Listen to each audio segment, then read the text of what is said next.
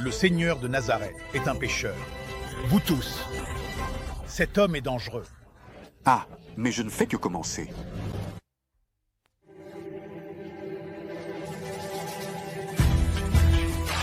Ici, il n'y a pas d'enlevé. Ici, il y a des martyrs. Université EX 72 cours, 8e cours. Luc, qui signifie l'illuminé. Luc original, chapitre 2 à 10. En poursuivant le chapitre 2 de Luc, Luc raconte en détail l'enfance de Jésus, soulignant que Jésus grandissait en sagesse. C'est intéressant d'en parler, parce que les gens répètent toujours. Ah, ce cliché fatigant. Tu vois, d'un esprit étroit qui passe sa vie entière à dire. Voilà que ça recommence. Grâce, connaissance, il a grandi en grâce. Arrêtez avec ça. Tu vas mourir comme ça. La grâce, pour le pentecôtiste, c'est la puissance de Dieu, le Saint-Esprit, parler en langue. Ce n'est pas ça, ça ne l'a jamais été. Alors, on va étudier, on va apprendre ce qui est juste. C'est une triade. Grâce, connaissance et sagesse. Personne ne se souvient de la sagesse, hein? Personne ne se souvient qu'il grandissait en sagesse. La signature de la disparition de Jésus pendant 3 jours. Il a disparu pendant 3 jours, et ce n'est qu'après 72 heures que ses parents l'ont retrouvé. Ils l'ont trouvé. Dans la cour du temple, assis, posant des questions et donnant des réponses aux théologiens. Tu vois? Des questions et des réponses. À 12 ans, des questions et des réponses. Écris ça, Jésus ado. Voilà Jésus ado, posant déjà des questions et des réponses, à un niveau élevé. Quand Jésus a répondu à sa mère, « Ne savais-tu pas que je devais être dans la maison de mon Père ?» C'est écrit. Mais ils ne comprirent pas ce qu'il leur disait. Alors tu vois qu'ils ne comprenaient pas parce qu'ils étaient religieux. Bien qu'ils sachent que le temple était la maison de Dieu, selon la vision juive, ils ne comprenaient toujours pas. Pourquoi Jésus se référait au Créateur comme à son Père, alors qu'il avait un Père biologique, qui n'en était pas vraiment un. Mais c'est intéressant, non? Tu vois? Quelle difficulté à comprendre. Encore une fois, Paul, à travers Luc, souligne Jésus grandissait en sagesse, en taille et en grâce. Maintenant, il en parle d'une autre manière, une autre triade, delta, sagesse, taille et grâce. Jean, le Baptiste, commence à annoncer la vérité avec des paroles dures, race de vipères, qui vous a donné l'idée de fuir la colère qui approche. La hache est déjà posée à la racine des arbres, et tout arbre qui ne porte pas de bons fruits sera coupé et jeté au feu. Ces 2 textes sont les plus connus, mais Luc détaille très bien les enseignements de Jean-Baptiste, ce qu'on n'a pas vu, chez Matthieu et Marc. Révélez-les. Et quand le Seigneur a créé le monde, la sagesse n'était-elle pas là comme maître artisan? Si la sagesse n'est pas le Seigneur, qu'est-ce que la sagesse? Nous connaissons bien l'école de Jésus, n'est-ce pas? Mais qu'en est-il de l'école de Jean? Jean a aussi une école ici, antérieure à celle de Jésus. Parce que Jean, lui, n'a reçu aucune révélation. Jean n'a eu ni inspiration à transmettre, ni autorité pour apporter le Nouveau Testament. Jean est le dernier, et le plus grand, prophète et enseignant d'une école, prophète et enseignant d'une école qui est ancienne ou testamentaire. C'est la dernière, notez-le, la dernière école, ancienne ou testamentaire, la toute dernière. Mais, même si elle appartient à l'ancienne alliance, regardez la sagesse.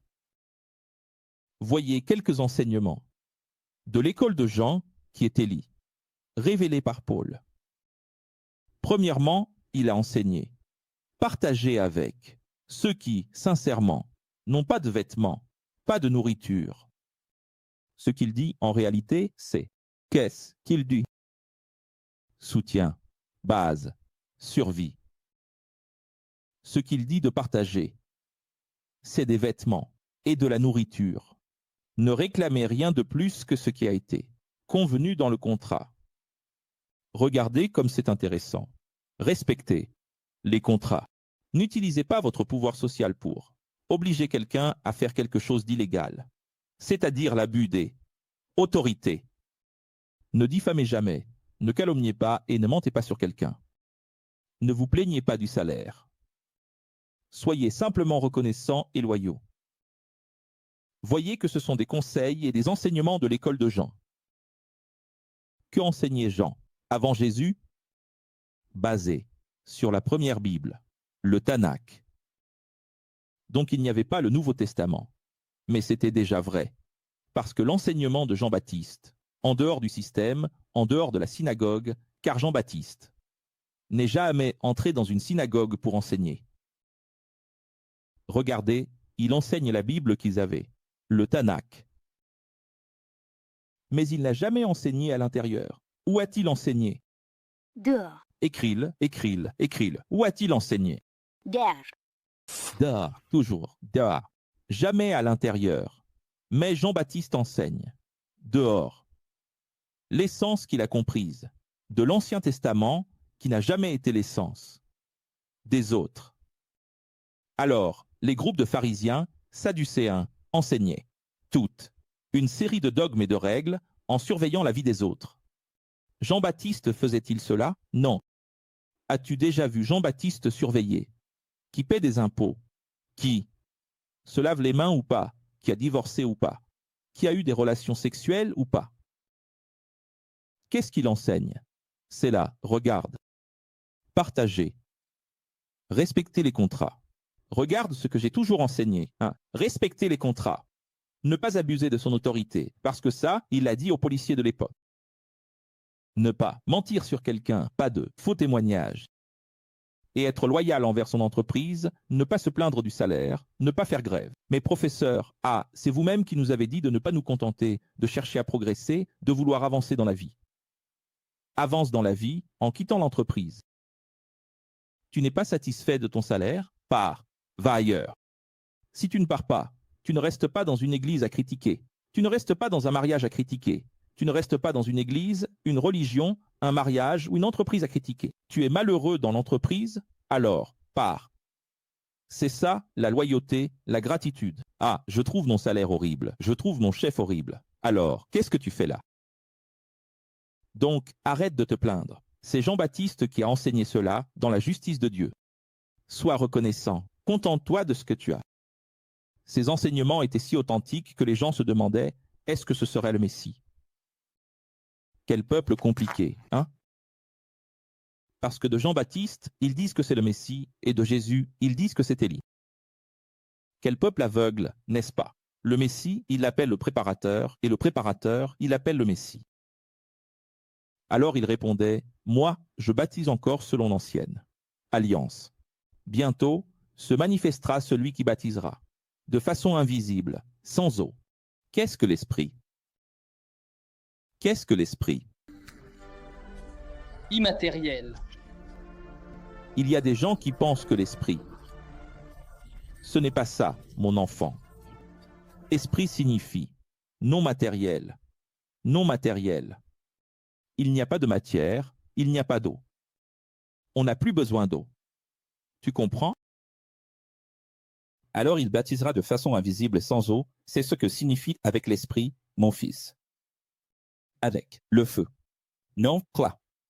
Ce qui est écrit ici, c'est ce qui est écrit ici, regarde. Avec l'Esprit. Il n'y a rien d'invisible. L'Esprit. Ah oui? Et oui de ça. C'est que le feu est invisible. Le feu est invisible, mais l'eau doit être visible? Oh. Là, l'Esprit de Dieu brûle en moi, il y a un feu. Dans ma conscience, dans mon cœur, un feu sur ma langue, il y a du feu. Quel est ce feu? Il est invisible, tu ne comprends pas. Hello, vous ne le comprenez pas non plus? Alors quand j'explique que l'eau est invisible, ils ne comprennent pas, mais le feu, ils comprennent. Ils comprennent le feu, mais pas l'eau. Ce n'est pas possible. Ce n'est pas possible. C'est possible ou pas? Et sa mission est tellement puissante que la mienne, que lui a, Et sa mission est bien plus puissante que la mienne, celle de Jean, qu'il a le pouvoir de jeter la paille dans le feu pour toujours. Et ce feu-là, ce n'est pas le feu de l'église pentecôtiste charismatique, non. C'est le feu du jugement qui brûle l'ivraie. Pour l'éternité. Après quelque temps, Jésus vient et choisit humblement quoi? Accomplir la loi. Les amis, il y a une révélation ici. Hein? Cette justice de Dieu est tellement belle.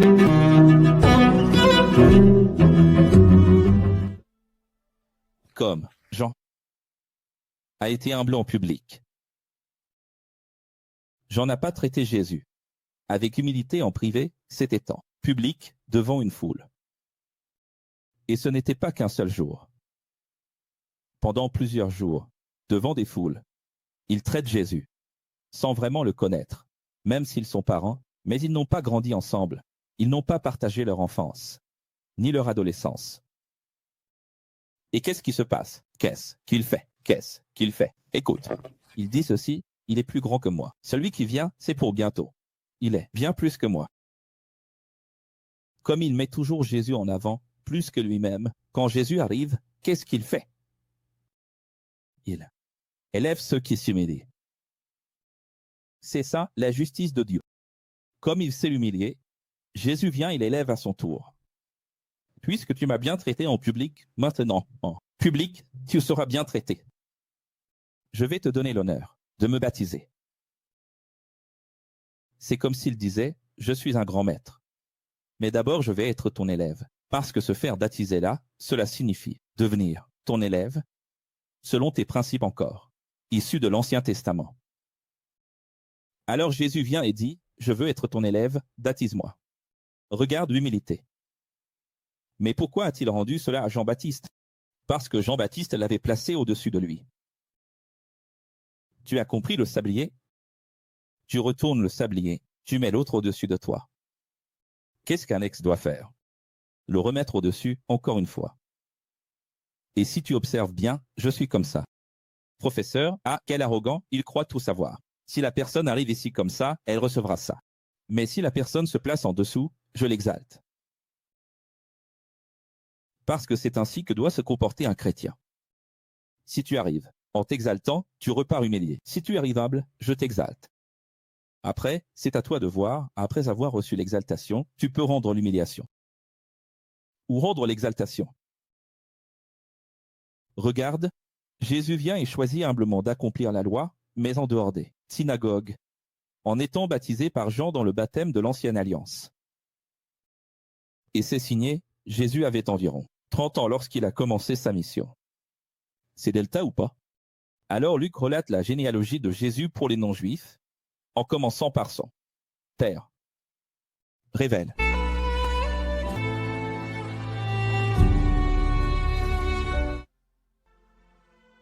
Regarde cette dualité généalogique merveilleuse.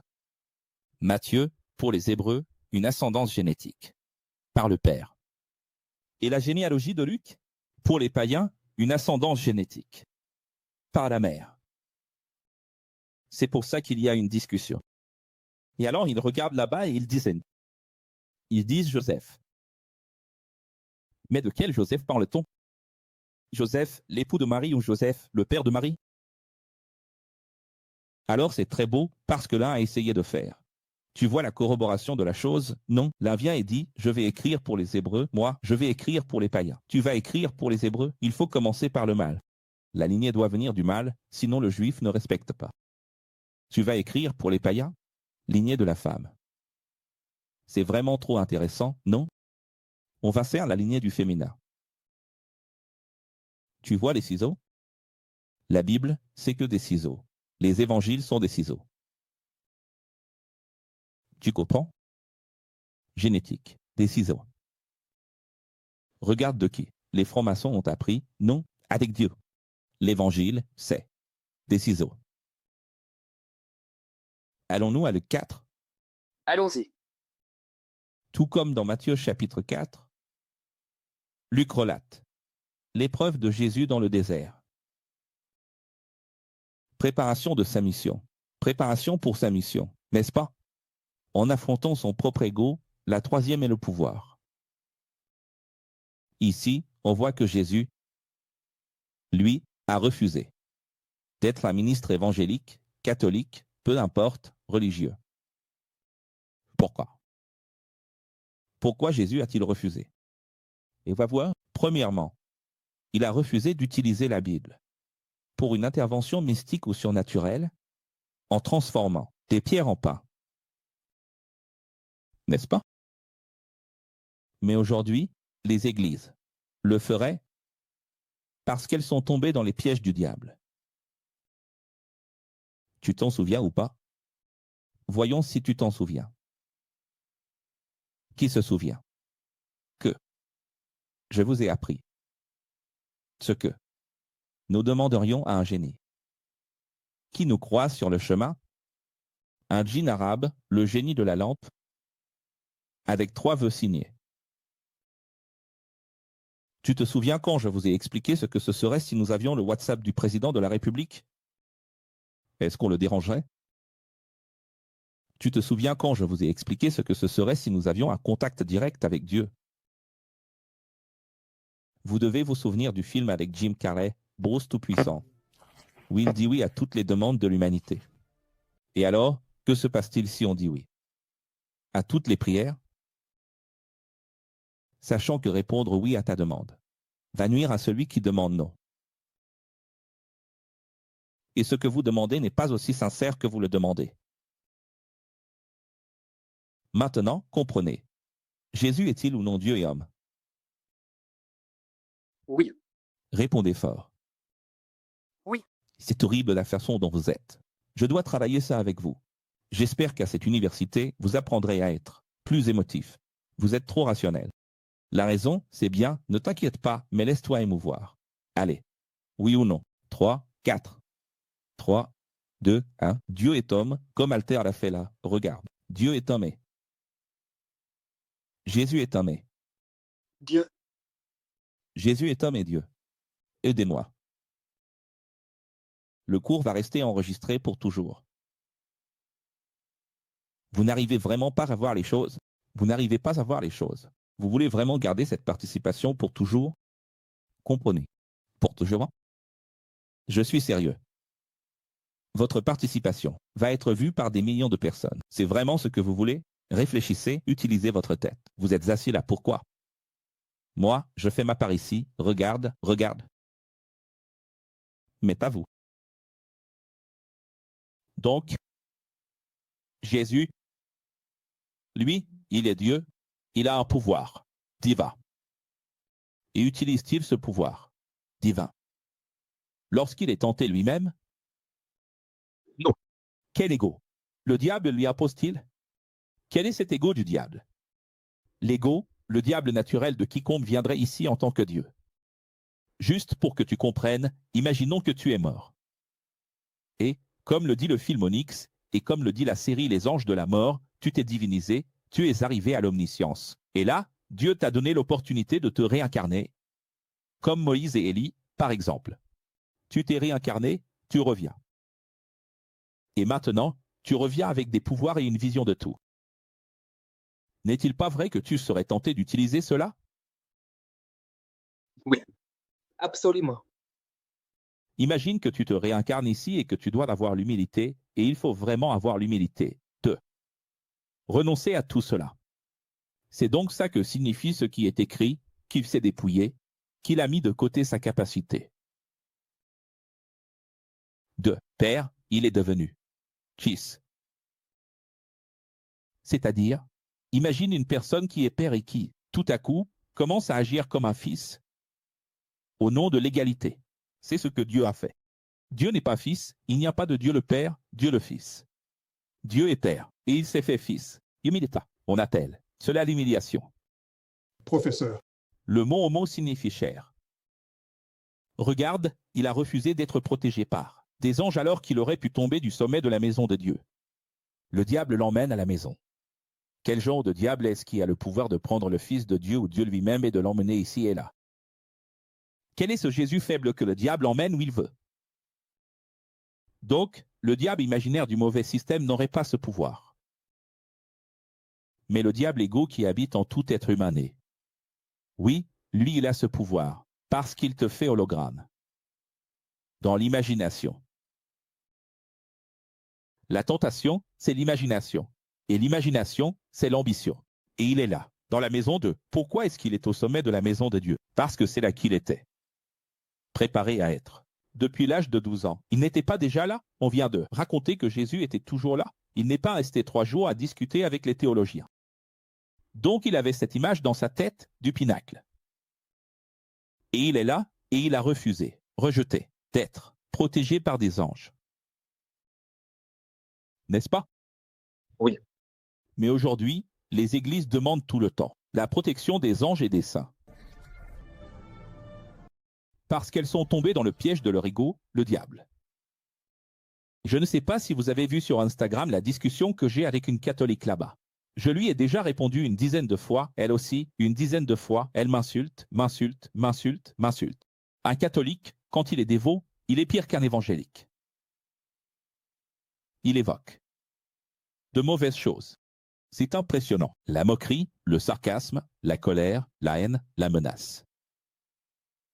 Et moi, j'essaie de la traiter avec cordialité. Et voyez, pourquoi est-ce que je dis ça? Parce que, là-bas, qu'est-ce qu'il faut? Regardez. Ils demandent tout le temps la protection des anges et des saints, n'est-ce pas? Et pourquoi font-ils cela? Parce qu'ils sont tombés dans le piège. Ils n'ont pas réussi l'épreuve. Quand tu appartiens à une église où tu demandes la protection de Dieu, l'intervention de Dieu et que tu transformes des pierres en pain, c'est parce que tu n'as pas réussi l'épreuve. Enfin, il a été emmené sur la montagne. Un autre delta. En plus du pinacle, le sommet de la plus haute montagne, d'où l'on pouvait voir toute la ville ou tout le royaume.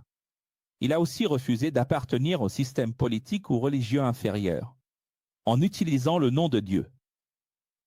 Mais aujourd'hui, les églises utilisent le nom de Dieu pour gagner des élections et ont transformé les églises en État, en gouvernement et en pouvoir. Aujourd'hui, l'Église est l'État du Vatican. Au nom de la félicitation dont Dieu est le Seigneur, regarde le piège.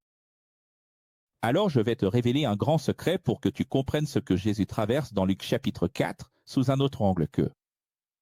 Regarde combien de fois j'ai déjà enseigné ce passage. Il y a encore plus à découvrir. Qu'est-ce qui est le plus facile à dire? Tes péchés sont pardonnés. Ou lève-toi et marche. Tu vois? Quand il refuse d'utiliser le pouvoir pour transformer des pierres en pain alors qu'il a faim. Écoute bien. Nous comprenons qu'il a quitté les habitations pour aller dans une région sans habitation, appelée désert, pas un désert au sens strict, mais une région inhabitée, d'où le terme désert. Pour subir l'isolement et le manque, poussant ça, cher à l'extrême, afin que, dans l'extrême, l'ego se manifeste. Parce que lorsque nous sommes dans la pénurie ou dans l'abondance, c'est l'ego qui se manifeste. Si tu veux connaître ton propre démon, il suffit d'avoir très faim, très soif, très sommeil, beaucoup de colère, d'être très humilié ou d'être dans un excès quelconque. Là, tu découvres vite ton démon. Il y a des gens pour qui, à l'école de Jésus, la rencontre est merveilleuse. Mais dès qu'ils commencent à avoir faim, soif, sommeil, ça se manifeste, ils changent. Tout change. Cette gratitude, cette attitude aimable, douce, tout ça disparaît. Alors écoute ce que je vais te dire. Regarde la grandeur du révélard, mon Dieu. Les amis, n'écrivez rien maintenant. Accordez de la valeur à chaque mot. Va. De l'univers, car tu as bien fait toutes choses. Tu laisses ta sœur toucher ses pieds, c'est dégradant. Tu n'as rien écouté de ce que le professeur a dit?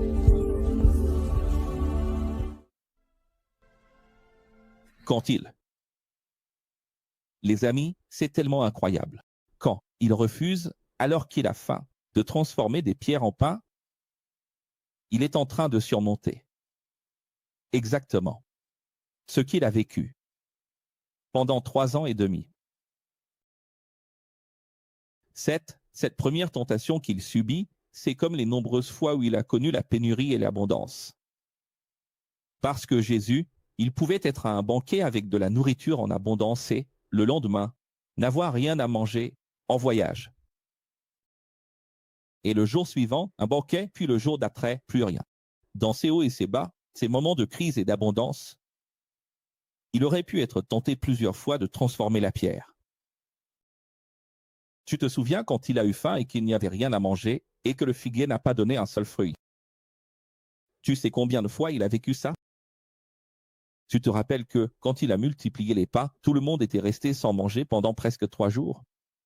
Tu comprends la préparation qu'il était en train de vivre? Mais le pire, c'est l'agonie de Gethsémani, quand il dit « Si c'est possible, éloigne de moi cette coupe, cette torture, cette douleur que je vais devoir endurer. »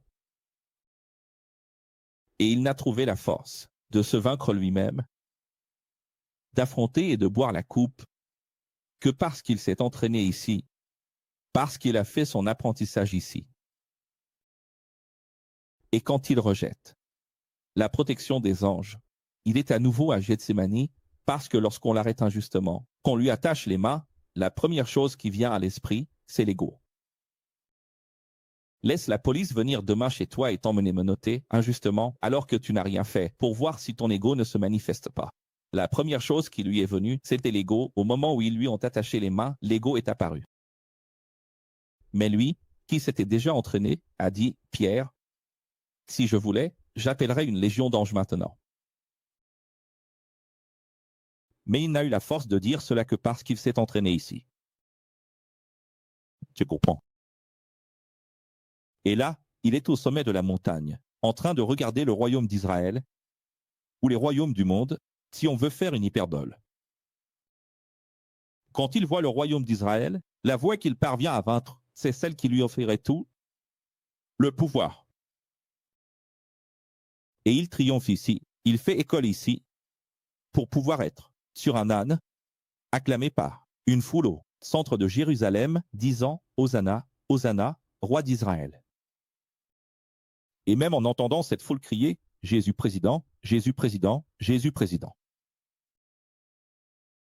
Jésus est notre roi, Jésus notre roi. Nous voulons Jésus comme roi, pas César. Nous voulons Jésus et non Hérode. Nous voulons Jésus et non Pilate. Il triomphe de son ego. Il descend de l'âne. Il descend de la petite ânesse, regarde tout le monde, merci, merci. Mais mon royaume n'est pas ici. Encore. Tu as compris ou pas? Tu as compris l'importance de l'université X? Si tu ne fais pas école, plus tard, tu vas avoir faim. Plus tard, tu auras l'abondance. Plus tard, tu vas tout perdre. Plus tard, tu vas tout gagner. Plus tard, tu vas conquérir des choses qui vont t'éloigner de la vérité. Plus tard, tu vas boire des calices que tu n'aimerais pas. Plus tard, tu vas traverser des déserts que tu n'aimerais pas. Plus tard, tu devras nourrir des personnes que tu n'aimerais pas. Plus tard, tout cela va arriver. Et tu devras être fort. Tu seras condamné injustement, diffamé. Et le plus grave de tout arrive maintenant, car juste après être sorti de cette région inhabitée que nous appelons le désert, Jésus, un jeune homme préparé qui venait d'affronter les chefs religieux dans la synagogue, a été expulsé après qu'ils ont entendu son enseignement. C'est écrit ainsi dans les versets 28 à 30. Écoute tous ceux qui étaient dans la synagogue. Remarque que tous est une hyperbole, n'est-ce pas? Ils furent furieux en entendant cela. Ils se levèrent, le chassèrent de la ville et le conduisirent jusqu'au sommet de la colline sur laquelle la ville avait été bâtie, afin de le précipiter.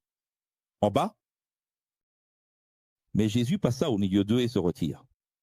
Alors, comme cela est révélé dans la Bible originale Codex, nous avons fait ici une révélation de la Bible originale Codex. Et aujourd'hui, je rappelle, et j'enseigne au nouveau, que, en réalité, au-delà de tout ce que j'ai déjà profondément révélé, il Il se préparait aussi au pire, c'est-à-dire au diable religieux. Les diables religieux, qui, précisément au sommet de la montagne, allaient lui offrir le monde s'il acceptait. Et s'il continuait à enseigner la vérité comme il l'a fait dans la synagogue. Il n'allait pas utiliser la montagne pour le promouvoir, mais pour le tuer. Alors, quelle a été la première stratégie de Jésus, le Christ? Enseigner où? Dans la synagogue. Pour que tous les Juifs le connaissent, même si cela lui valait de grande inimitié. Donc, Jésus n'allait pas dans les synagogues parce qu'il faisait partie de l'Église. Il ne s'est même pas fait baptiser dans la synagogue. Il allait dans les synagogues, Vastir Melo, bienvenue. 30 jours pour se donner une chance.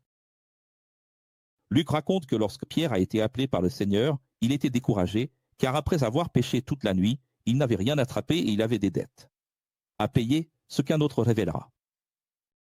Et voici ce qui est plus gros que ce péché. Oui, messieurs, même le samedi. Mais avant que le révélateur ne précise que ce qu'il dit est la merveille du passage d'Isaïe dans un enseignement tout aussi merveilleux, dans une synagogue, et rejeté par tous ceux qui s'y trouvaient. Il a dû sortir escorté par ses disciples.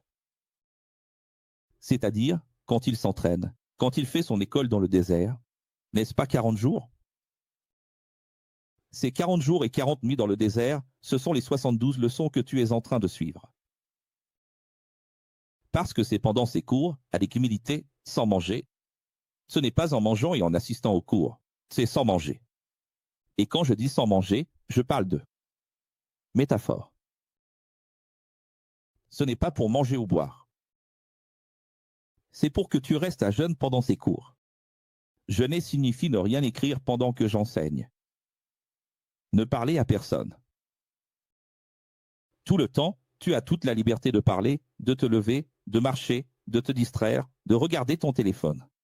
Ici, c'est le jeûne. Si tu ne fais pas le jeûne, tu ne fais pas l'école correctement. Jésus était totalement concentré, sans manger ni boire. Le jeûne, ce n'est ni l'eau, ni la nourriture. Le jeûne, c'est la concentration. Le jeûne, c'est la dévotion.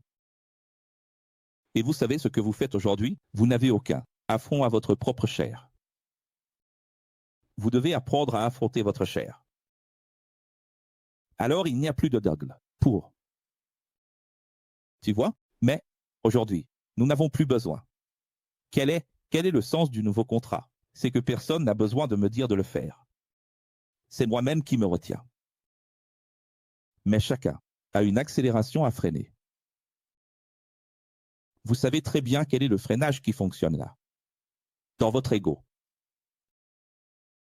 Alors vous devez vous concentrer et vous consacrer à ce que vous faites, sinon votre formation sera mauvaise.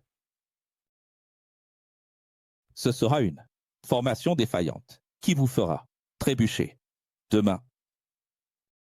Regardez, Jésus a réussi à accomplir sa mission extrêmement difficile, affrontant des religieux chaque jour, se faisant insulter, persécuter.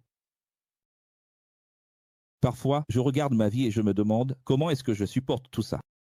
Mais alors, je me souviens de mon école. J'ai eu une école. Je me suis préparé pour être ici. J'ai beaucoup appris sur l'anthropologie de mes petits frères humains pour pouvoir être ici. La vie m'a appris beaucoup de choses pour supporter tout ce que je supporte. Alors, tu dois aller à l'école. Sinon, on ne tient pas le coup. Révélons-le, Jésus n'a pas fait en sorte que les filets se remplissent uniquement pour qu'il croie et laisse tout pour le suivre, mais aussi pour laisser un bénéfice énorme à Pierre ainsi qu'à Jacques et Jean, les fils de Zébédée, ces hommes du Delta, Pierre, Jacques et Jean, associés de ceux qui étaient encore Simon.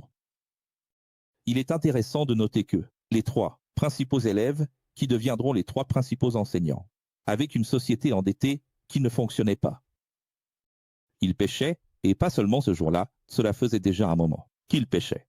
Sans succès, ça ne rapportait rien. Et quand les filets se sont rompus, ils ont dû s'entraider rapprocher les petites barques pour ramener les gros poissons, car Jésus avait dit « Va plus au large, mais j'ai pêché toute la nuit. » Va plus au large, crois en ce que je te dis, crois en moi. Alors, la série The Chosen montre qu'ils sont allés payer les impôts, mais en réalité, c'est plus profond que ça. Oui, ils étaient endettés. Comment Jésus fait-il, les amis? D'abord, Jésus arrive dans la vie de Simon, mais aussi de Jacques et de Jean, en faisant quoi?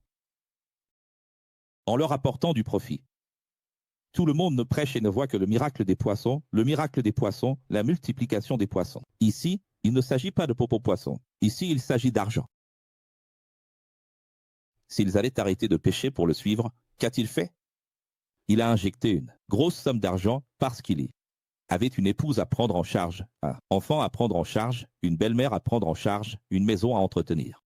Ils avaient une société, une entreprise. Ils s'investissaient, ils avaient des bateaux, ils venaient d'en acheter un, il fallait payer le bateau. Qu'est-ce que Jésus fait? Il met beaucoup d'argent entre leurs mains et dit « Maintenant, suis-moi ». Tu te rends compte? Quel Dieu puissant! C'est magnifique, non? Tu vois, quand la sagesse arrive, mon fils, tu n'imagines même pas. Les pêcheurs, quand ils vendent leurs petits poissons, c'est un petit peu d'argent. Là, ça a rempli les filets. Les filets, ils ne savaient même pas d'où venaient autant de poissons, des poissons énormes. Tu imagines? La série The Chosen montre un peu ça, elle dit que Qu'as-tu a été surpris de voir comment ils ont réussi à obtenir de l'argent pour régler une dette. Mais c'était une petite dette d'impôt. Mais en réalité, pourquoi Jésus fait-il ce miracle dans leur vie?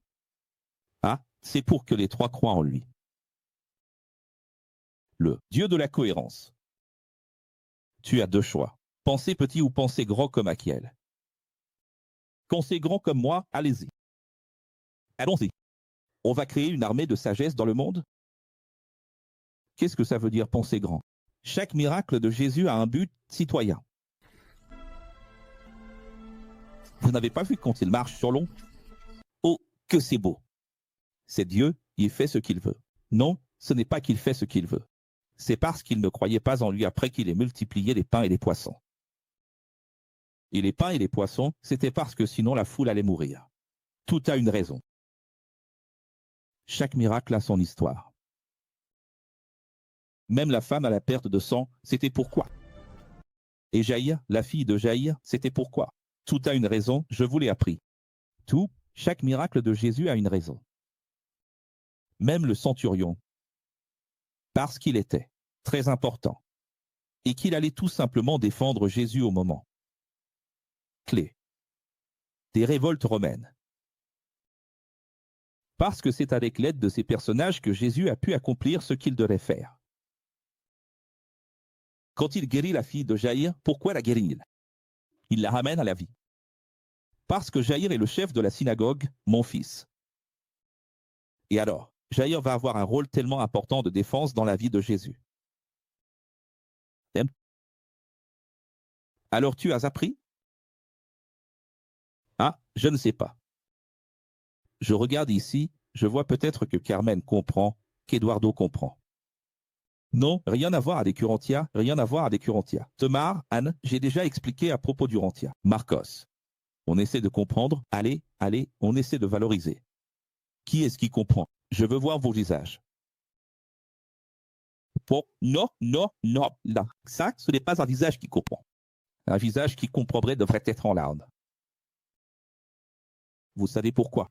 Aucun de vous ne comprend parce que je regarde ici, tout est sec comme des hiboux, regardez. Vous ne comprenez pas. Vous ne savez pas ce que c'est de vivre dans une société complètement faussée et que Jésus apparaisse et sorte de l'argent de l'eau. Et Jésus a fait ça plusieurs fois, sortir de l'argent de l'eau. Sortir l'argent de l'eau. Et cette aisance financière qu'il a donnée aux trois, c'est ce qui a donné à Zébédée le courage de laisser partir ses fils. Parce que là, Zébédée a regardé et a dit, regardez. Ils sont allés vendre les poissons, Ils ont obtenu une belle somme, ont payé toutes les dettes et il a dit « Laissez, je continue ici ». Avec l'affaire des bateaux, vous pouvez le suivre parce qu'il est vraiment incroyable. Mais Simon, quand il a vu tout cet argent, parce que pour un pêcheur, le poisson c'est De l'argent. pour toi, ce n'est que du poisson, mais pour lui, c'est de l'argent, mon fils. Simon était effrayé. La Bible dit qu'il avait peur. Tu sais ce que Jésus lui a dit en premier, la toute première chose, n'aie pas peur. Tu imagines la peur qu'il a eue? Quel homme est-ce donc? J'ai pêché toute la nuit, je maîtrise les eaux, la mer, la pêche. Toute ma vie. Et là, il dit, n'aie pas peur. Désormais, tu seras pêcheur. D'hommes, c'est vraiment magnifique. C'est vraiment magnifique. Ça apaise le cœur. C'est ça, Maria, regarde comme c'est beau. Non, pas Maria, Aparecida, elle a compris. C'est plus que ce qu'on imaginait. Voilà. Plusieurs malades sont guéris. Parmi les plus connus se trouve la Pareta qui a abaissé le toit d'un lépreux. Encore une fois, n'est-ce pas? Dans la version de Luc, Jésus a demandé que, au lieu de le suivre, il aille au temple. Accomplir ce que dit la Bible. Pourquoi Jésus a-t-il fait cela? Révélons. Ce n'est pas mon manteau qui t'a guéri. C'est ta foi qui t'a guéri.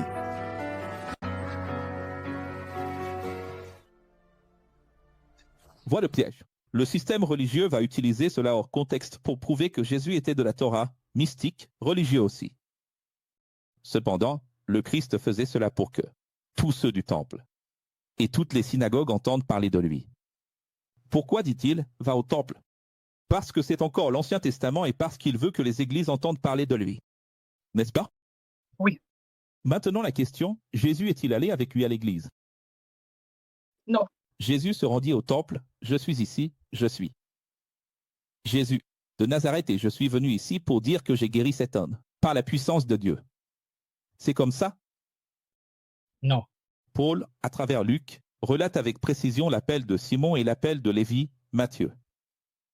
Ce qui est charmant, car la biographie de Luc est bien plus détaillée que la sienne propre. Vous saviez ça?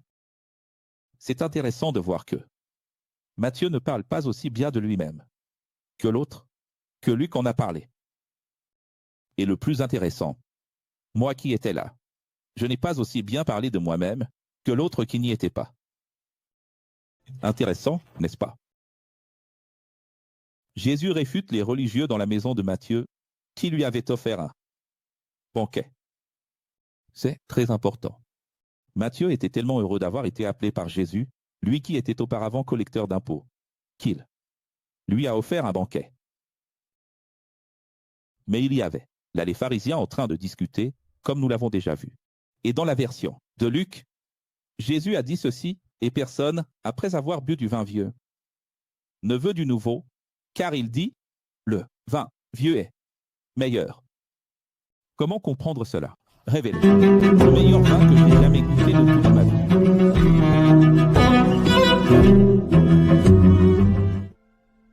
Et aujourd'hui, les églises disent, oui, le vin vieux est meilleur. N'est-ce pas? Oui. C'est tellement vrai. Mon Dieu. Quand je lis ces textes comme ça, je me demande par où peut-on attraper le système? Dans une conversation avec un leader religieux, par où commence-t-on? Parce que tout le monde peut le faire, n'est-ce pas? N'importe quel chapitre, non. N'importe quelle histoire, n'importe quel passage de Jésus, il y a toujours une claque. C'est vrai. Il y a Pierre qui lance des tiers et Paul qui donne des coups.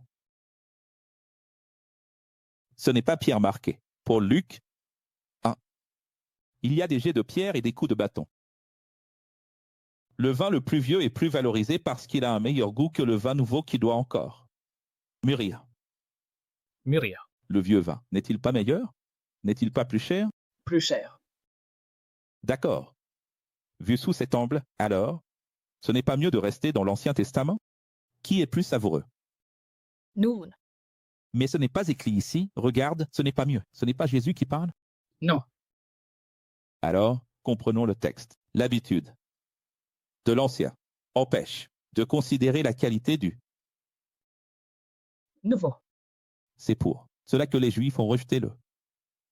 Nouveau. Tu penses que les Juifs ont rejeté le nouveau parce qu'ils étaient habitués au vieux vin, qui est plus cher? Et ce n'est pas plus cher? Qui est Akio pour n'avoir que ce vaisseau mère? Juste ça, regarde. Tout ça, c'est très beau, mais qu'est-ce que c'est à côté de la taille de mon église universelle? Qui a une chaîne de télévision, un journal, et plus de filiales que McDonald's? Mon église catholique, qui est un État, qui est tout simplement l'institution la plus riche de la Terre, associée même à Ferrari, à Fiat, à Santander, à Bradesco. Ceux qui sont habitués aux structures de l'ancien système, aux vieux concepts, et qui ne sont pas disposés à changer, n'acceptent jamais la nouveauté du vin. Nouveau, du nouveau contrat, Jésus, le Christ, le X. Et c'est pour ça que les gens n'en veulent pas. Parce que c'est nouveau. Je vous enseigne ça ici, vous êtes émerveillés, mais demain ou après-demain, vous direz, comme c'est difficile, professeur. Je suis allé parler aux gens, ils ont dit que vous êtes trop nouveau, ils ont dit que le X est trop nouveau, ils ont dit que tout ce qui est nouveau ne peut être qu'une hérésie, parce qu'il a été prédit, prophétisé que dans les derniers temps il n'arriverait que de mauvaises choses et des hérésies, professeur. Quel argument puis-je avoir? Ah, tu es là à dire que le révélarium est magnifique, mais tu ne vois pas la réponse. Tu ne vois pas? Ils préfèrent le vieux vin. Le X, c'est le vin nouveau. Ils n'ont pas accepté Jésus, qui était le vin nouveau. C'était un vin de 30. Bon. Alors, de vieux stigmates, de vieux dogmes, de vieilles habitudes. Une conscience endurcie. Mexis. Luc, rappelons-le, signifie elle, illuminé. Ici, au chapitre 6, il rapporte le même enseignement de Jésus que dans Matthieu 5. 6 et 7, que l'on interprète à tort comme le sermon des béatitudes. En réalité, il s'agit de l'enseignement, de la plénitude, de l'évolution. Toujours en parlant de manière duale, afin que notre comportement soit toujours d'agir comme si nous n'avions pas ce que nous possédons. Ne pas utiliser nos dons et nos moyens financiers, physiques ou mentaux, pour nous croire supérieurs aux autres. Si tu me demandes de résumer, voilà. Le résumé de tout ce que Jésus a enseigné. Dans la version de Luc, chapitre 6, c'est ça. À chaque instant, il dit, ce qu'il faut, c'est faire le sablier, le croisement, la dualité. Croise, inverse. Metanoia. Quoi? Je vais agir comme si je n'avais pas. Je suis. Je vais agir comme si je n'étais pas. Comme si je n'existais pas. Je vais agir comme si je ne pouvais pas. C'est comme ça qu'on va l'ego. Tu comprends? Et ensuite, il signe en delta. Quand il parle de la bénédiction, c'est l'action du bien. Il dit, tassée, secouée et débordante, un truc que personne ne comprend dans le système. Et moi, je l'ai révélé dans la Bible originale, le codex, mais celle-là, je ne vais pas en parler. Je vais vous laisser aller là-bas pour vous rappeler. Comment on secoue? Un sac? Non. Comment on prend un sac? Et on le secoue. Pour qu'il en contienne plus. Il vous sera donné, car la mesure dont vous vous servez servira aussi. Pour vous, et la façon dont vous jugez, vous serez. Jugez. D'accord. L'élève. Cette phrase de Jésus, on dirait qu'il parle pour nous ici. C'est impressionnant, mais c'est pour nous, c'est pour tout le monde. Regardez ça, l'élève n'est pas au-dessus de son professeur, mais tout celui qui progresse pourra devenir comme son professeur. Plus clair que ça, c'est impossible. Ensuite, il parle des arbres, prouvant que personne ne change. Cela ne se révèle que lorsque, au verset 43, il dit, par exemple, aucun beau arbre ne donne de mauvais fruits, aucun mauvais arbre ne donne de bons fruits. Cela paraît très simple, mais il est tellement difficile de comprendre que les gens ne changent pas. Si au début de la relation, tu as remarqué que c'est comme ça, devine quoi, ce sera toujours comme ça. Si dès le début, ton patron n'est pas généreux, il ne le sera jamais. Si dès les premiers jours où tu habites quelque part, ça commence à poser problème, il y aura toujours des problèmes. Pourquoi tu penses que ceux-là, tu vois, qui n'ont jamais rien été, rien fait, rien produit, vont produire quelque chose ici? Personne ne change. Alors il compare ceux qui passent leur temps à chanter et louer dans les églises, à une maison construite sur le sable, qui n'adorent qu'avec leurs lèvres. Quel est le rapport avec le sable? Parce que quand la tempête arrive, l'épreuve commence. La vérité sur leur adoration est révélée. C'est ça qu'il est en train de dire. La maison a l'air très belle, n'est-ce pas? On loue, on parle, on chante, on adore, on lève la main, on s'agenouille, c'est magnifique, non? Mais la vérité de chacun, la foi de chacun, on ne la connaît vraiment que dans l'ouragan, dans le typhon, dans le tremblement de terre, n'est-ce pas? Oui. Est-ce que tu comprends? Luc chapitre 7, tout comme Matthieu chapitre 8, Luc parle du chef militaire de 100 hommes, à propos duquel il a dit qu'il avait la plus grande foi d'Israël, même s'il était un païen romain, qui adorait des dieux, qui ne connaissait pas le Dieu d'Israël, mais la plus grande foi d'Israël venait de lui. En s'approchant de la porte de la ville de Naïn, on croisait le cortège funèbre. On voyait sortir le cortège funèbre du fils unique d'une veuve, et des centaines de personnes étaient avec elle. En la voyant, le Seigneur fut ému de compassion pour elle et lui dit « Ne pleure pas ». Voyez comme il y a peu de mots et beaucoup d'actions. Jésus a dit « Ne pleure pas ». Ensuite, il s'est approché et a touché le cercueil. Et ceux qui le portaient se sont arrêtés. Alors Jésus a dit « Jeune homme, lève-toi ». Les paroles de Jésus sont « Ne pleure pas pour elle ». Et ensuite, au cercueil, « Lève-toi, jeune homme ». Le jeune homme s'est levé du cercueil. Tu peux imaginer les cris? Il s'est assis et a commencé à parler. Même si c'est un grand miracle, je veux que tu comprennes. Ah, il a vaincu la mort. Il est déjà là. Regarde, c'est le Messie, il a vaincu la mort. Qu'en est-il alors de la question de la résurrection? Voilà, regarde. Même si c'était un grand miracle, comme le jeune homme venait à peine de mourir, malgré tout, le système religieux disait que ce n'était que de la sorcellerie. D'autres disaient que le jeune homme n'était pas mort, qu'il faisait seulement semblant de dormir. Voilà le problème. C'est que ce jeune venait tout juste de mourir. Et ils avaient déjà préparé la veillée funèbre, ils faisaient la veillée, ils portaient le cercueil. Et là, Jésus arrive et le relève. Alors ça n'a servi à rien.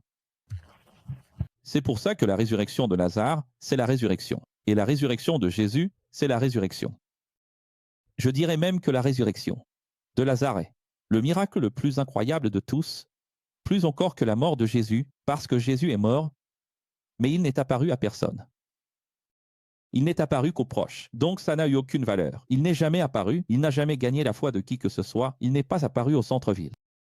Et ce jeune homme-là venait tout juste de mourir. Les gens disaient peut-être qu'il n'était pas mort. Juste un arrêt cardiaque, un arrêt cérébral, il est revenu. C'est vrai, dans la croyance juive, je vous ai expliqué dans la série Ange de la mort, 72 heures, n'est-ce pas? Oui. Mais alors, Lazare, après 72 heures, revenir à manger, prendre un bain, s'habiller et vivre sa vie, normalement comme avant. On est d'accord, là, oui, c'est le plus grand miracle de tous, oui ou non? Oui. Maintenant, il y a encore une chose que je n'ai pas écrite, qui ne sera pas dans le livret, qui ne sera pas dans la 4e édition, mais ceux qui assistent ici à l'université vont le savoir. C'est intéressant que Jésus choisisse de faire cette résurrection précisément au moment où il sait que, sur le chemin, arrivent déjà les disciples de Jean le Baptiste pour lui demander s'il est le Messie. Et pourquoi? Parce que l'Écriture de l'Ancien Testament disait que le Messie devait vaincre la mort. Sauf que Jésus avait déjà tout accompli ici, sauf vaincre la mort. Alors Jésus en profite, il voit la veillée funèbre, la Bible dit ceci, il eut compassion de la femme, mais ce n'est pas tout à fait ça. Parce que s'il avait eu de la compassion, il en aurait eu pour toutes les veillées funèbres, pour toutes les femmes et pour toutes les personnes qui pleuraient, car il y a des gens qui meurent tous les jours. Donc, tu sais, la Bible est très poétique, il faut comprendre cela. Jésus a multiplié les pains et les poissons. C'était seulement pour ce peuple-là? Cette faim-là a-t-elle cessé pour toujours? Rappelle-toi qu'ensuite, il enseigne même en disant « On va voir ça dans Jean ». Il a dit « Vous aurez toujours faim et toujours soif. Mais si vous mangez de mon pain, si vous buvez de mon eau. » Qu'est-ce qu'il veut dire par là? Ça ne sert à rien tout ce que je fais ici pour vous, n'est-ce pas? Vous allez manger ce pain ici, mais il va finir et vous aurez de nouveau faim. Jésus n'a-t-il pas de compassion? Pour d'autres personnes, Jésus n'a de compassion que pour la veuve de Naïn? C'est ça? Oh, il y a un enterrement qui arrive là-bas. Ah, ça tombe juste au moment où j'entre dans la ville et elle en sort. Alors j'ai de la peine. Ce n'est pas comme ça. Le texte est magnifique, les textes sont poétiques, le texte est beau. Il est écrit « Jésus fut ému de compassion ». Alors, le texte ment-il? Non, Jésus a été ému, mais ce n'est pas parce qu'il a eu de la compassion qu'il a accompli le miracle. C'est là qu'est l'erreur. Ensuite, dans les églises, on dira « Jésus a eu compassion ». Jésus ne fait pas de miracle parce qu'il a de la compassion. Cette image est fausse.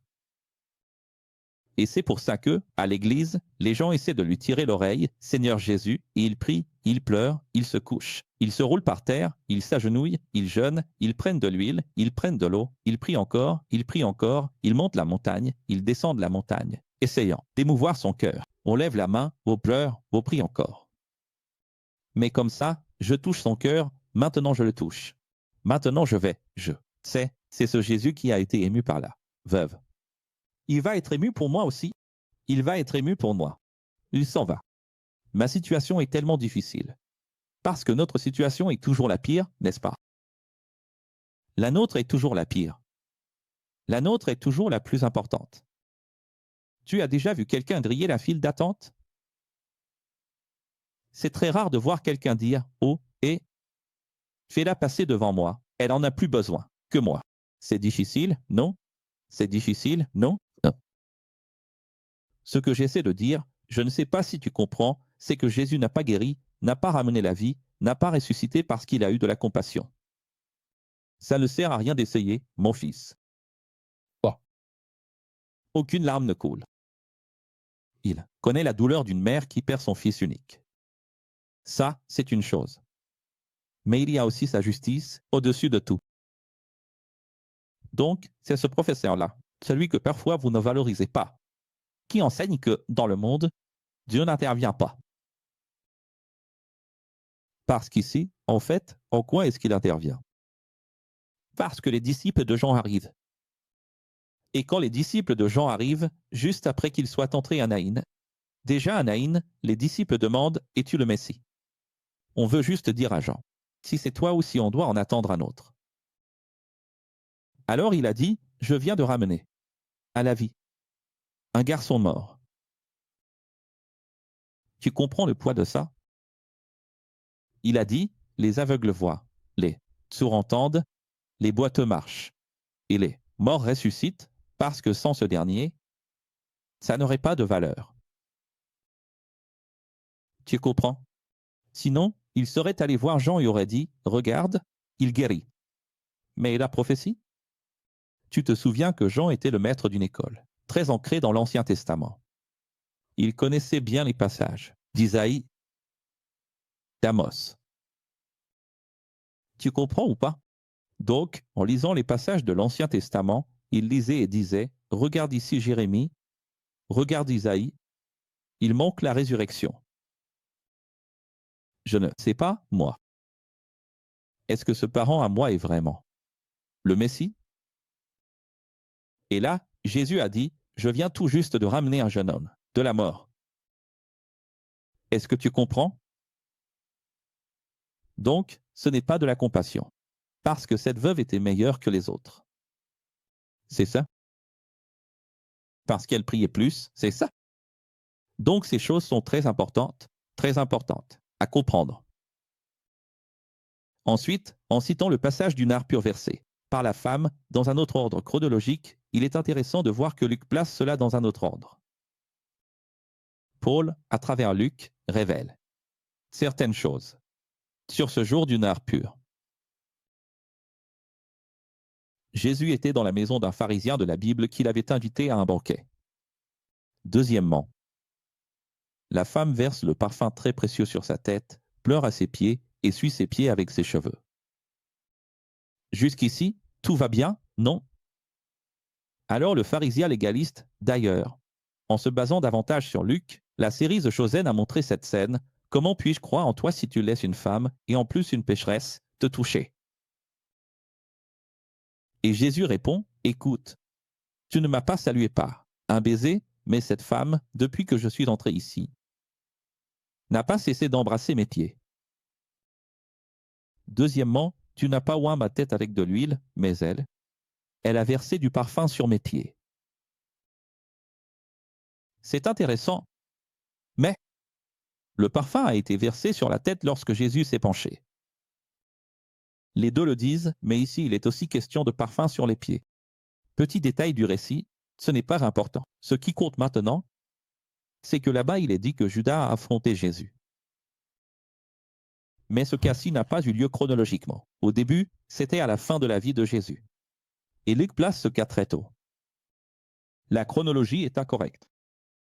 Il est donc très probable que ce n'était pas Paul, car Paul était quelqu'un de minutieux. Alors, qu'est-ce qui a dû se passer? Un fragment a été trouvé, séparé, et au moment de la compilation des fragments, ils l'ont placé dans le désordre, ce qui a désorganisé la chronologie. Mais ce qui est intéressant, c'est que dans les autres évangiles, Matthieu et Marc, on parle vraiment au pluriel. Il ne dit pas seulement que Judas a affronté Jésus à cause de la femme pécheresse. Il dit qu'ils l'ont fait.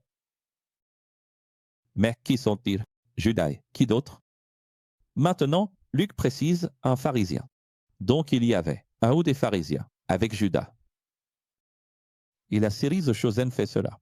Elle fait un très beau travail historique. Et le réalisateur Dallas, qu'est-ce qu'il fait? Il prend le pharisien, le met avec Judas, mais il ne montre pas Judas affrontant Jésus comme le montre la Bible originale Codex. Malheureusement. Mais c'est comme ça que ça fonctionne. Certains voient les choses de cette façon, d'autres d'une autre. Et si la Bible originale Codex avait été l'inspiration de Dallas, cela aurait été parfait. Qui est le plus heureux? Celui qui est pardonné d'une dette de 5 cents ou d'une dette de 50?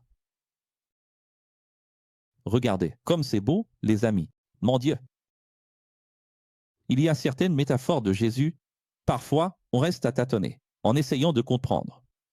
Si vous n'allez pas dans l'encyclopédie, dans la culture ou dans la Bible originale Codex, aujourd'hui, vous avez la Bible originale Codex à votre disposition. Si tu ne vas pas chercher ici, tu n'arrives pas à comprendre la valeur de la métaphore, parce qu'il raconte des histoires qui semblent n'être que de simples petites histoires, mais chaque petite histoire, tout comme chaque miracle, a un contexte. C'est juste l'histoire de la petite graine. C'est juste l'histoire du petit arbre, c'est juste l'histoire du petit mouton, n'est-ce pas? Alors tu dis, c'est juste une liste, mais il y a un contexte, quelque chose qui, précisément à ce moment-là, s'emboîte.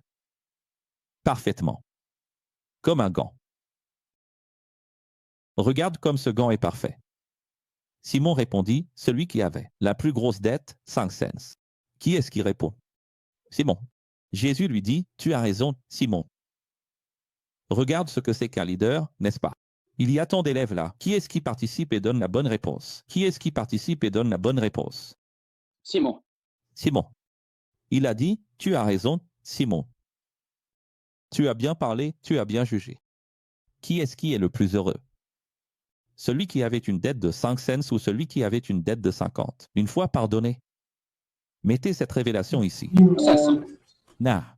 Tu laisses ta sœur toucher ses pieds, c'est dégradant. Tu n'as rien entendu de ce que le professeur a dit? C'est pourquoi, je vous le dis, ses nombreux péchés lui ont été pardonnés, car elle a montré un grand amour pour la vérité. Mais celui-là, qui l'on pardonne peu, aime peu. Les amis, ces derniers jours, j'ai enquêté sur certaines personnes, sans leur dire que je menais une enquête. J'adore enquêter. Je voulais comprendre pourquoi certaines personnes sont si dévouées à tout ce que j'enseigne dans le X, contrairement à la plupart des autres. Et vous savez ce que j'ai découvert? Pourquoi y a-t-il des personnes aussi dévouées dans le X, contrairement à la majorité? Parce que leur dette était plus grande. C'étaient des personnes qui étaient sur le point de mourir, certaines malades, d'autres endettés, d'autres encore en dépression. Certaines, et je dirais même beaucoup, pensaient à mettre fin à leur jour. Mais lorsqu'ils ont véritablement rencontré Jésus, le Christ, aujourd'hui, ils aiment énormément, profondément. Ils se prosternent devant lui, versent leur parfum précieux, leurs larmes et essuient. Tout cela avec leurs cheveux, chaque jour. Parce qu'ils savent vraiment d'où ils viennent. Parce qu'ils savent très bien d'où ils ont été tirés, sauvés et délivrés. Et cela les touche chaque jour. Un homme avait une dette de 5 cents, l'autre de 50. La question était, qui sera le plus heureux de voir sa dette pardonnée? Simon, Pierre, a répondu, celui de 500. Il a dit, cette femme, tu peux l'appeler pécheresse, pharisien. Mais ce qu'elle a fait ici démontre bien plus d'amour que toi, parce que sa dette était plus grande. Et en cherchant et en trouvant la vérité, l'acte qu'elle a accompli n'a pas seulement pardonné tous ses péchés, mais révèle aussi qu'elle fait tout cela, précisément parce qu'elle sait qu'elle a été pardonnée, précisément parce qu'elle exprime un amour et une gratitude à la hauteur de la dette qu'elle avait et qui a été pardonnée. Et ce qui est encore plus intéressant, c'est que lorsque Jésus mentionne cela, ce que Luc rapporte et que les autres ne disent pas. Il faut se rappeler qu'un denier valait 1 an de salaire. Et imaginons que cela valait exactement 500 deniers. Et Jésus utilise la métaphore en disant exactement ceci, le prix du parfum était le prix des péchés qu'elle avait, ceux que tu juges. Et le parfum a payé toute la dette. Combien a-t-elle dépensé pour le parfum? Elle a payé ses péchés. Chaque baiser, chaque larme, chaque centime, chaque denier qu'elle a dépensé, exprimant son amour pour moi, exprimant l'opportunité d'effacer ses erreurs. Je termine le cours 8 en posant la question, tu aimes peu ou tu aimes beaucoup? Ta dette était-elle de 50 ou de 5 cents? Fais bien attention aux mots que j'ai prononcés à la fin, parce qu'à la fin, j'ai dit, et mené une enquête. Et j'en suis arrivé à la conclusion que c'est la même histoire. La même histoire se trouve devant nous. Tu sais pourquoi? Regarde, tu es là, Clarisse est en train de pleurer, Maria est là-bas. Tu sais pourquoi? Len est ici. Tu sais pourquoi Len a tout quitté à Curitiba pour venir vivre ici? Clarisse a tout quitté à Brasilia pour venir vivre ici. Clarisse était simplement dans sa vie, dans ses affaires. Le jour où elle m'a entendu. Ici, ce jour-là, et voilà, le grand gospel qui arrive. Ce jour-là, elle a tout abandonné et a suivi la vérité. Et ce n'est pas tout, elle a même tout laissé pour venir vivre ici. Et ce n'est pas vivre ici dans la Navmae, c'est vivre en face de la Navmae, avec sa vie, avec son fils, avec ses affaires, son salaire, et en servant, en prenant plaisir à la vérité. Chaque jour, en étant ici avec nous, chaque jour. Si tu n'as pas encore compris, demande-toi pourquoi ces personnes ont fait ça. Pourquoi LR a-t-elle fait ça? Pourquoi ces personnes font-elles ça? Pourquoi Winston est-il là tous les jours? Gratuitement, sans salaire? Il ne peut y avoir qu'une seule réponse. Parce que la dette était de 500 deniers et qu'elle a été pardonnée. C'est vraiment magnifique. C'est pour ça que tu ne vas pas changer les gens. C'est pour ça que ça ne sert à rien de dire « Viens, allons-y ensemble, allons plus loin, viens à l'école, viens à la rencontre. Faisons-le, passe en direct. Perds ta honte, perds ta timidité. » Aide et tiens-donc et soutien et commence l'école. Et c'est le travail et produit. Ça ne servira à rien parce que c'est à la racine, c'est à l'origine. La dette. C'est la dette qui t'a amené ici. Et selon la taille de la dette, c'est la taille de ton adoration. Ton adoration aujourd'hui correspond à la dette qui a été payée. C'est pour ça qu'à chaque fois que je vois quelqu'un de très dévoué, je sais déjà. Il y a eu une grande dette payée. Quand je vois quelqu'un qui n'est pas si dévoué, pour qui il faut supplier pour qu'il soit là. Tu sais qui sont ces personnes? Ces personnes qui me regardent et disent « Tu sais combien de fois j'ai entendu ça en 12 ans ?» En fait, je savais déjà tout ça. Et puis, quand je t'ai rencontré, professeur, ça a juste complété. Tu vois? Ça a collé. Donc aujourd'hui, je suis là avec toi. Non. Je suis là avec toi aujourd'hui. Hein? Petite dette, petite adoration. Bonsoir. 1260 jours de Jésus. Mission des envoyés, des émissaires. Parce que Paul dit ceci, s'il est de l'agneau, il a délié. Ici, il n'y a pas d'enlevé, ici, il y a des martyrs.